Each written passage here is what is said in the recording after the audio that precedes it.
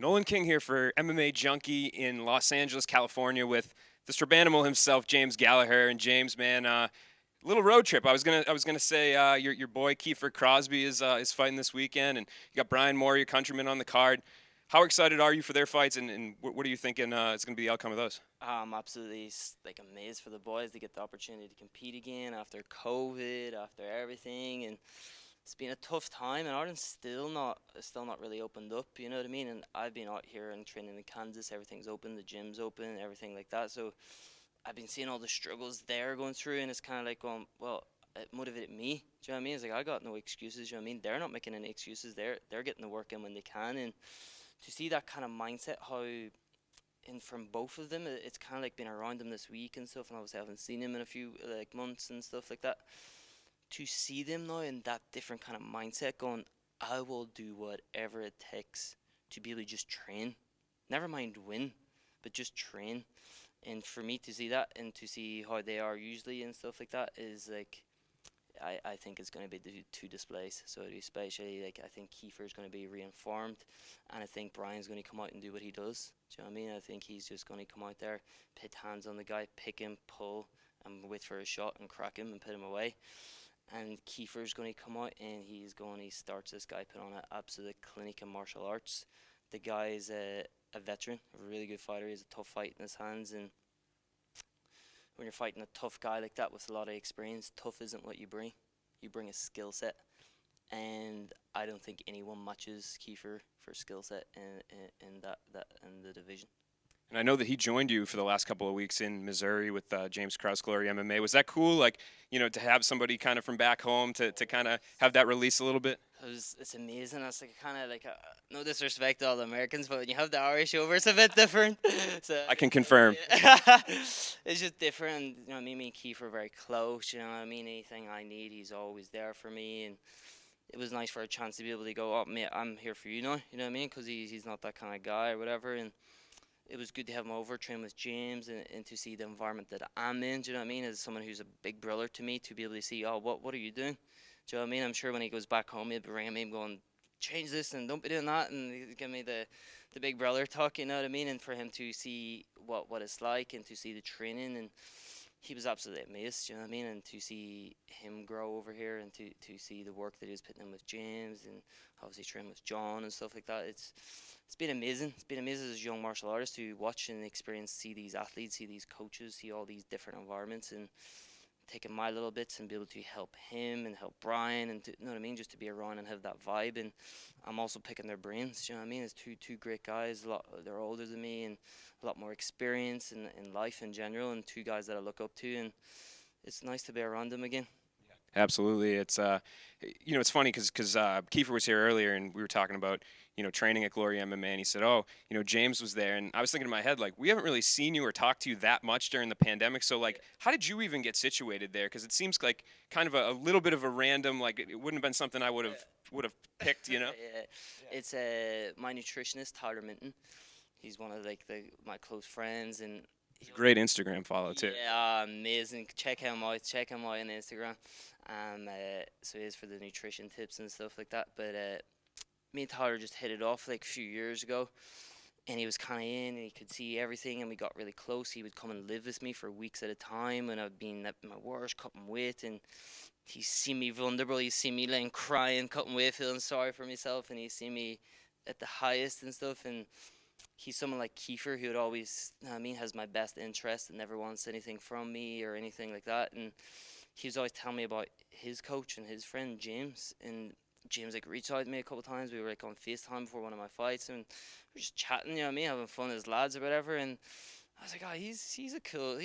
There's an interest, you know what I mean, about him, just like this vibe and stuff. And I went out there in December and I trained and hit it off, and he just put lots of work into me, and it was just, we just hit it off as friends, you know what I mean, first of all, and then I could see all the coaching he did, the help that he gave me, and stuff like that, and I just loved the vibe around the place, and it just felt, for me, I loved, do you know what I mean, training in Dublin, and all. John Kavanagh's got me to where I am today, do you know what I mean, there's no doubt about that, and he's put so much work into me, and as a kid, let me live with him, and all that, and John's always, you know what I mean, he's always going to be in my corner, do you know what I mean? But now just to make this move at this age that I'm at, I've started earning money, I've got distractions, I've got this and I've got that, and it's just nice to get away somewhere where there's nothing around, to have such a guy like James to be able to guide me and help to, and be as kind of like a role model and someone who I look up to. And but not only that, he's a good guy to look up to. He's a good guy to be around, and I'm getting the help that I deserve, or not that I deserve. That's a very thing, but for what I've done and for what I want to do, it's kind of like, yeah, I need like that vibe. I need help in where to put my money. I need help in the gym. I need this and I need that, and that's what, without distractions on the side. You know, home you've got your friends and you're in your comfort zone. You got this. Is where there I'm on my own. Do you know what I mean? I just get up shift on my own. Be there on me own most of the time and stuff, and whatever, and it's good, you know what I mean? Just get focused and no distractions. When you enter like an actual training camp, will John still be somebody like kind of a consultant type, maybe like FaceTime him in and talk about? Of course, always going to be on the way, you know what I mean? Got me to where I am today, and you just don't, you don't, I never drop something positive. I just add to it. Do you know what I mean? So why would I drop something that's positive for me? I just add to it, build a bigger, better, stronger team to become a bigger, better, stronger me. That's a good mindset. And while on the topic of Irish MMA, have you spoken to Conor at all since his defeat? Yeah, we're hanging out the other day with me and him and Justin Bieber. So oh, you were there for that when the Instagram pictures. In the Beverly Hills Hotel. So it was good to see his good spirits and it's going to be interesting to see his rise back. So well, he's through a lot of adversity, and how he's been handling it has been spectacular. I've been learning so much from him, and MMA wouldn't be where it is if it wasn't for Conor McGregor. Yeah, no doubt about that. And I want to ask you kind of about that, because you were somebody that, you always idolized him. You talked about all the stuff that he's done for you in his career. And a lot's been made recently about the loss and the way that he's handled it, and the post-fight interview and the tweets. So has it been discouraging at all to see some of that? Do you feel like he's changed at all? I saw Daniel Cormier come out and say something like, oh, it was a cry for help, these tweets. Hanging out with him and seeing him in the days after this fight, do you feel like he's changed at all? Yeah, people have got their opinions. I mean, I've got my opinions. He has his opinions, but at the end of the day, is someone who I look up to, someone who's everyone in the sport should look up to. Do you know what I mean? And what he has done for the sport is being all the positive things that he has done. It's absolutely amazing. Yeah, maybe there's some stuff I don't agree with. Maybe he says some things that I wouldn't say. Maybe he's, you know what I mean? And that's, maybe I say some things he wouldn't say, and that's just the way it is. You know what I mean? It's kind of, I can't really talk for Conor. You know what I mean? But I can talk for me, and I learned a lot of lessons from Conor, and he's taught me an awful lot on how to grow as a man and how to grow in this game of MMA, and I'm forever grateful for that. Let's talk about you a little bit. I know things aren't totally official. Bellator hasn't made an official announcement, but it sounds like some stuff's in the works. You and Patchy, I know it's a fight like you guys have been angling for forever. I guess, how excited are you that it seems like when you guys get back in there that it's going to be you two? 100% it's me and him. He's not getting off the hook. Do you know what I mean? I said that. I offered him money to sideline. He didn't do that, which respectfully, like, do you know what I mean? There's no respectfully go and fight, you know what I mean? But money was the reason why he didn't wait. So I offered the money. He didn't take it. He wanted to fight, and respectfully so, I pulled out. You know what I mean? So I'm the one that pulled out. I can't fucking say X, Y, and Z. You know what I mean? I'm the one that didn't show up. And that's fair enough. You can say what you want, but I'm not running. Do you know what I mean? I'm not running. I'm 24 years old. I'll take as much time as I need. I don't need to rush. I don't need to fight him. I'm good. I've earned money. I'm not struggling to get by like that. But what I am doing every day is growing to be the better version of myself and putting the work into me. I got the injury in the shoulder. He was saying that's a fake injury. It's like, I don't care. I'm going to get better. I'm going to better myself. I'm going to better my mindset, rest up, get injury free, and get healthy and get training and become the best version of me. I don't care. I'm running, you're this and you're that. I've been fighting since I've been 13 years old. I had my first fight at 13. My second fight, I fought at 22-year-old when I was 13 years old. Got kneed up the face, won. I don't run from fighting, do you know what I mean? I run towards fighting. I'm in no rush. Do you know what I mean? I'm only 24. I'm at the top of the division. Why rush it? I'm there now. Take me time, enjoy the journey, become the best version of myself, and I'm going to walk straight over to him in the cage and look at him dead in the eye and go, it's only me and you now. Let's see what happens. all talk. It's not talk anymore. And that's all I have to say to him. And I'll walk back to my corner, wait for the ref to say you're ready, and damn fucking sure I'll be ready. And I know with you, like you've got the doubters out there that say, oh, like James has picked, fought hand-picked opponents, but here you are calling out the guy that's, in the top couple of fighters in your division. So do you feel like you can dispel a lot of the haters with this fight as well? No, they're right. I have had hand-picked opponents. I have had hand-picked opponents. I've had easy fights. Do you know what I mean? And I've had tough ones as well, but I've also had easy ones. And that's what I'm going to show. And in 10 years' time, I'm going to show that, yeah, you can go and you can fight. Why would I fight someone who's the best in the fucking sport when I'm only a beginning pro? No.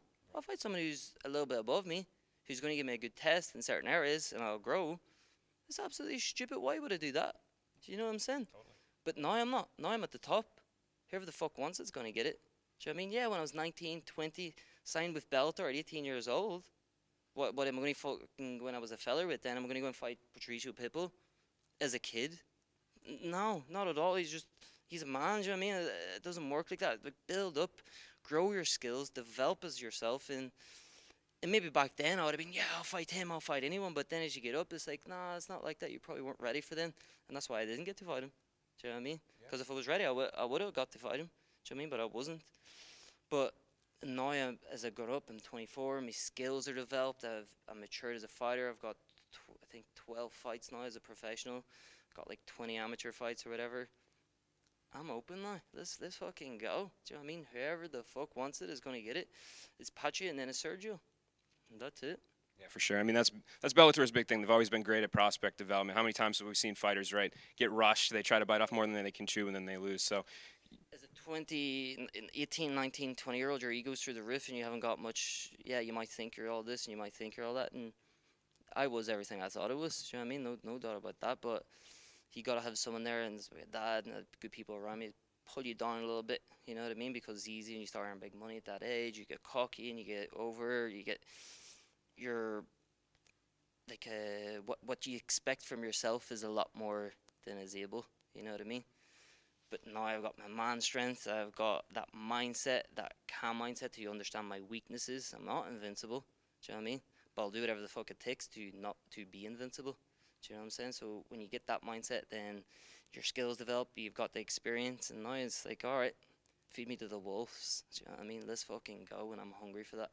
it seemed like when you were there, because you were cornering at when Patchy had that fight that you guys pulled out. You were there cornering one of your teammates was it Peter, right? Peter, yeah. And he seemed kind of bugged by that in the pre-fight media and stuff. And I know you guys went back and forth on Instagram. So what was that kind of just all about? Was it just some mind games, some classic, some James Gallagher mind games? No, I was just bored in a hotel room off my head in quarantine. I was literally bored off my head for 3 days. Couldn't leave, couldn't go down, do nothing. I was like, what the fuck else am I going to text this little dweeb and he's like so angry and I'm just sitting back having a laugh with all the boys in the room, do you know what I mean? Just look what he ripped back, you know what I mean? And that was it. It's not playing mind games. That's not playing anything. That was just me having a laugh. The TV was boring. So why would I do that when we can laugh at him? And that was it. Yeah, and I guess when I alluded earlier when I said, Bellator hasn't announced, I'm guessing part of that is just the way the world is, COVID, everything like that. So location, dates, things like that need to still be locked and whatnot. But that was going to be my question. I mean, it sounds like that's potentially a location, and I don't know when was the shots around here. I'm going to go and have a word with him. I tell him that it's Dublin at the end of the year. Let's go. What do you think that arena would sound like after a period of time of MMA deprivation? Like every other fucking time, they'll blow the roof off the place. Yeah. So they will definitely, no doubt about that. Last question. Obviously, you like this matchup with Patchy. So when you picture it in your head and you think about it, I mean, what is it about the image that you see about you guys getting in the cage that you like so much? The image of my development of becoming a whole martial artist. And it's going to show my maturity, my skill set development, my strength, my mindset. Everything is going to show in there that night, and tune in and see. Let's go. Awesome, man. Well, I really appreciate your time, and good luck with the fights this weekend. Good luck in the fight, and hopefully it's in Ireland. Yeah, I appreciate it.